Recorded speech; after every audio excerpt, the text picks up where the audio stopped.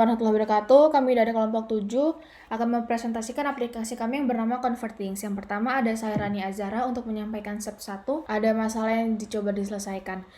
Masalah yang coba diselesaikan adalah memberikan aplikasi converter sesuai hasil user persona, seperti mengakses aplikasi converter dengan gratis untuk semua jenis file, tidak terlalu banyak iklan, dapat menggunakan dark mode atau light mode, dan mudah digunakan. Next.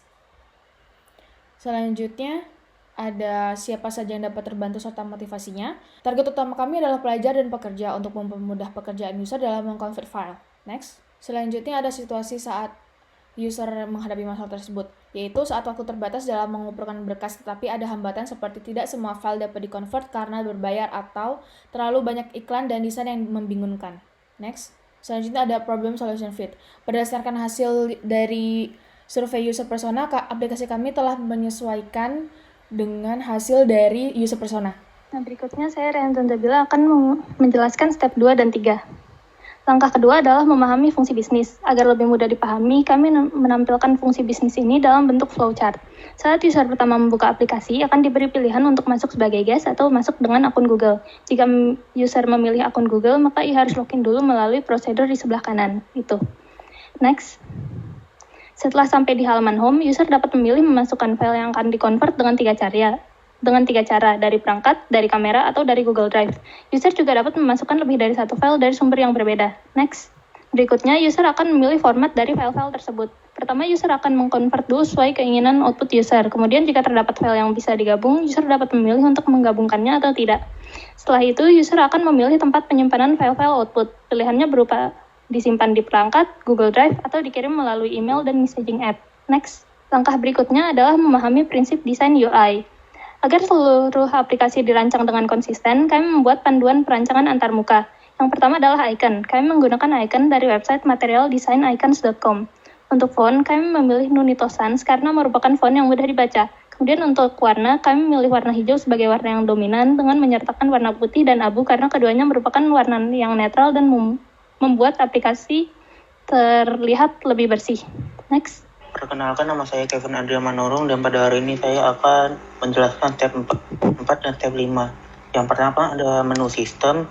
Menu sistem dalam pembuatan desain antarmuka, menu sistem sangat penting untuk memudahkan pengguna dalam menemukan keinginannya pada aplikasi tersebut.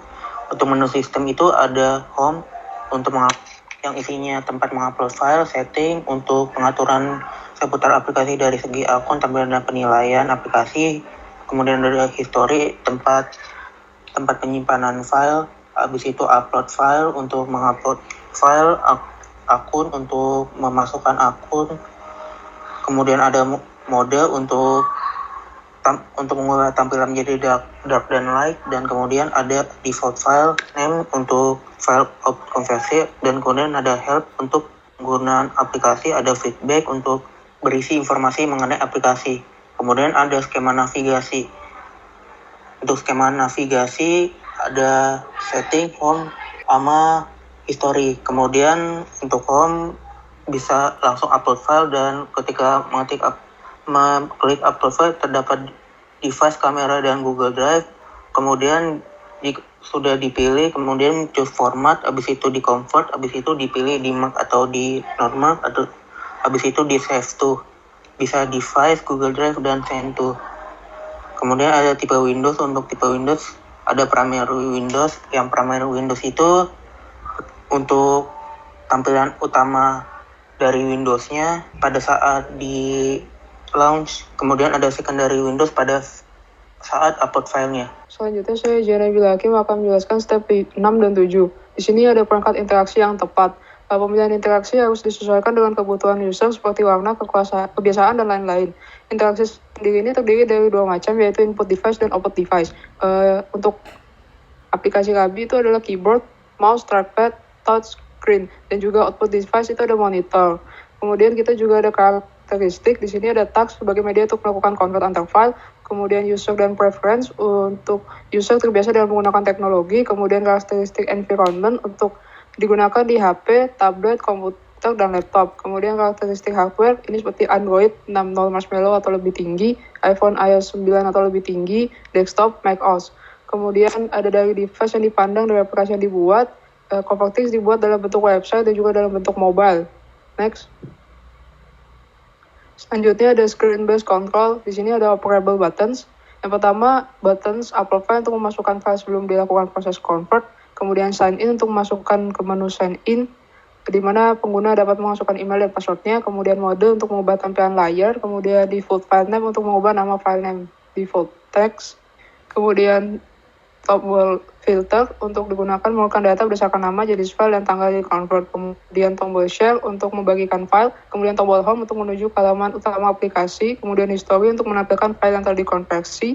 Kemudian tombol setting untuk membuka menu pengaturan aplikasi.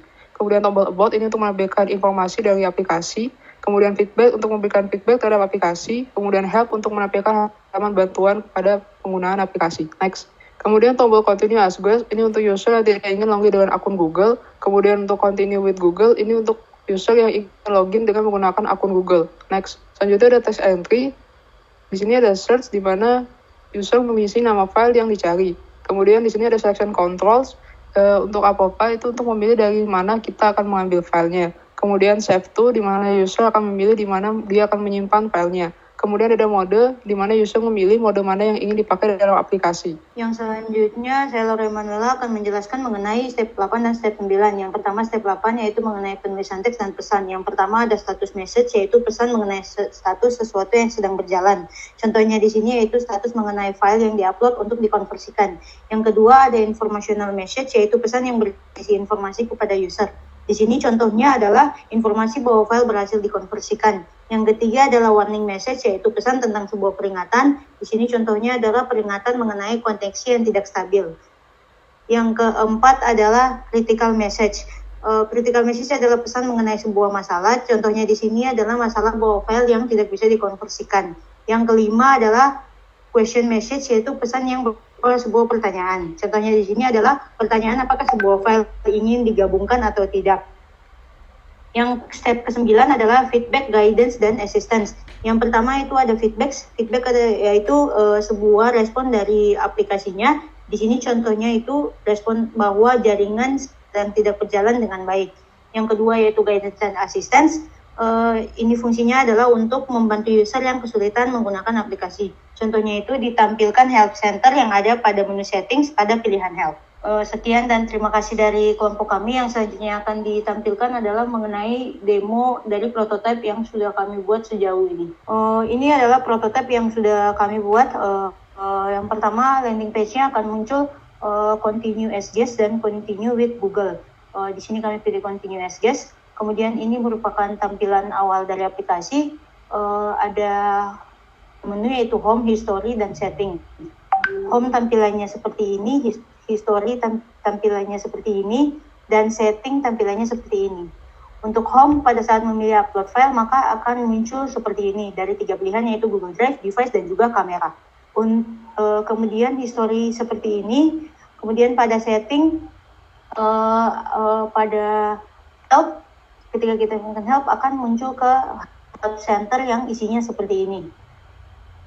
Kemudian pada mode akan terdapat 2 mode yaitu light mode dan dark mode. Ketika kita memilih dark mode maka tampilan aplikasi akan berubah seperti ini. Pada dark mode tampilan setting seperti ini, tampilan history seperti ini. Baik, cukup sekian presentasi dari kelompok kami. Kurang lebihnya maaf atas perhatiannya. Terima kasih. Wassalamualaikum warahmatullahi wabarakatuh.